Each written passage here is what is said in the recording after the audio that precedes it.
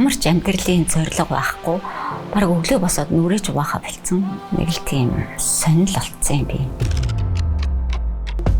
Намайг тогтхын оюун чим гэдэг Makeover Show-ны студио тавтай морил.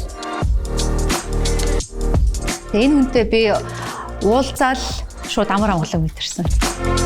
Йог бэлтгэл бол таны хэцүү цаг үед аврал болж ирсэн зүйл ахна шүү дээ.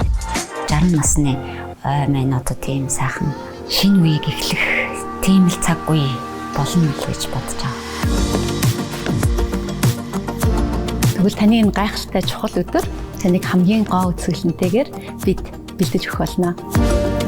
Одоо надад ямар ч өөрчлөлт санал болгосон би бол тэр өөрчлөлтийг хүлээж авахд бэлэн.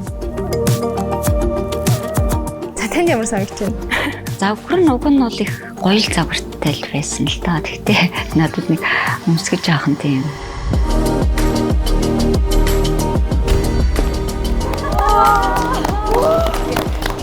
Ямар гоё залуухан ямар гоё ялцсан юм бэ?